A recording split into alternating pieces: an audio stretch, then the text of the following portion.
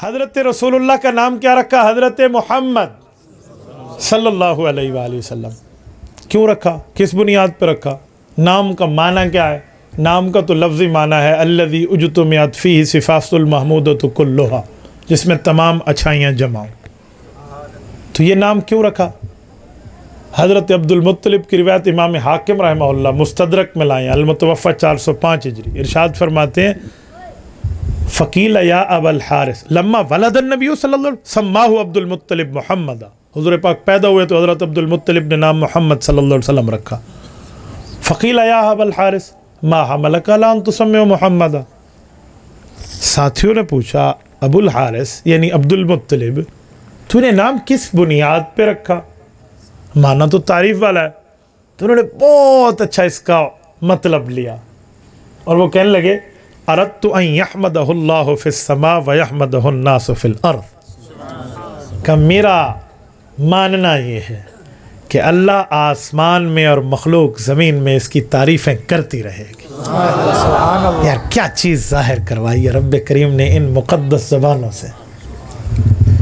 आप हज़रत अब्दुल मुत्तलिब को पढ़ें, आपको उनको साथ हुजूर की मोहब्बत नज़र आएगी, शिर्क कहीं नज़र नहीं आता। मैंने इस बुनियाद पे कहा कि मैं मिल्लत इब्राहिमी पर मानता हूँ। ये रिसालत इमाम अलैहिस्सलाम दुनिया में नाम रखा और तशरीफ़ लाए। आगे लंबे और तफसीली वाक़यात है, मैं उनको टच नहीं करता, मैं सिर्फ एक झलकी देता हूँ।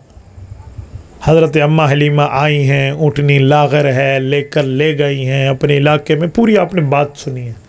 मैंने अल्हम्दुलिल्लाह रब्बे करीम का करम है, एक नहीं कई बार हज़रत अम्मा हलीमा सादिया रज़ी अल्लाह अन्हा रसूलुल्लाह की वालदा भी हैं और दाई भी हैं, इनके इस घर की जिसमें हुज़ूर पाक ने 4 साल अपने बचपन के गुजारे हैं, कई बार अल्हम्दुलिल्लाह ज़ियारत की है। इस साल अगस्त में भी मैं हज़रत अम्मा हलीमा के घर में रब्बे करीम ने करम फरमाया, एक तफसीली इज्तिमाई दुआ का भी हमें वक्त मिला है और हमने उस जगह की ज़ियारत की है जहाँ रिसालत इमाम अलैहिस्सलाम को सुलाकर फ़रिश्तों ने पहली बार सीना मुबारक को खोल के शक्के सदर फरमाया।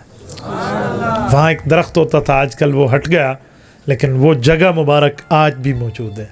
और मेरे दोस्तों, रिसालत इमाम अलैहिस्सलाम ने जिन घरों में क़याम फरमाया, जिस कुएँ से पानी भर के नोच फरमाया और जहाँ रिसालत इमाम अलैहिस्सलाम ने अम्मा हलीमा की बकरियों का पहरा दिया, उन तमाम जगहों की ज़ियारत आज भी बनो साथ में मौजूद है।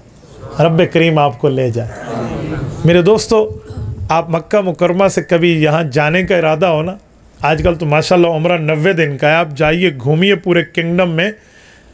आप मक्का मुकरमा से ताइफ आएँ, ताइफ के 2 रास्ते हैं, एक को कहते हैं तरीक़े सैल, एक को कहते हैं तरीक़ुल हदा। हदा में हिल्स एरिया है, पहाड़ी सफ़र है, अगर पहाड़ी सफ़र आप कर सकते हैं तो वो रास्ता ठीक है, वैसे रोड बहुत अच्छे हैं। दूसरा बिल्कुल सहराई सफ़र है जिसे तरीक़े सैल कहते हैं, सैल कबीर वाला रास्ता। इस पर कोई हिल्स एरिया नहीं है, पहाड़ी सफ़र नहीं है, सहराई सफ़र है और बड़ा ज़बरदस्त है, लेकिन थोड़ा लंबा रास्ता है। मैंने इन दोनों रास्तों से सफ़र किया है। इसमें मज़े की बात मैं आपको अर्ज़ करूं, जो ईमानी मज़े की है वो ये है कि मैं एक मरतबा पहाड़ी रास्ते से गया था, वापस आया तो मैंने फिर आकर किताबों को खोला कि जब हुज़ूर पाक अलैहिस्सलाम ताइफ तशरीफ़ ले गए थे तो हुज़ूर पाक अलैहिस्सलाम के साथ कौन था, कितने दिनों का यह सफ़र था जो रिसालत इमाम अलैहिस्सलाम ने किया है। तो मैंने देखा कि हज़रत रसूलुल्लाह सल्लल्लाहु अलैहि वसल्लम के साथ हज़रत ज़ैद बिन हारिसा रज़ी अल्लाहु अन्हु है। हज़रत ज़ैद बिन हारिसा ये रिसालत इमाम अलैहिस्सलाम के साथ है और आप अलैहिस्सलाम का ये सफ़र जो है ये तकरीबन 1 माह से ज़ायद का सफ़र है। बाज़ रिवायात में तो 50 दिन का सफ़र भी लिखा है। हुज़ूर पाक अलैहिस्सलाम ताइफ, हुज़ूर ताइफ का जो रास्ता इख्तियार करते हैं वो सैल कबीर वाला है, वो हदा वाला नहीं है, पहाड़ी एरिया नहीं है, क्योंकि उस ज़माने में पहाड़ी एरिया से सफ़र मुश्किल है, तो सैल कबीर से गए। तो मैंने अगले दिन अपने दोस्तों को कहा कि एक बार ताइफ फिर जाएंगे। कहा जी वो क्यों?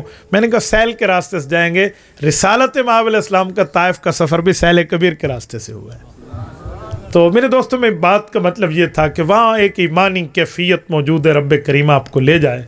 तो ये रिसालत इमाम अलैहिस्सलाम की जो पैदाइश है, इनमें जो करामात और रिसालत इमाम अलैहिस्सलाम के लिए अल्लाह ताला की कुदरत और हुज़ूर पाक अलैहिस्सलाम के मौजज़ात और रुतबात ये जो मौजूद है, तो ये कोई बिला वजह है, ये बिला मकसद है।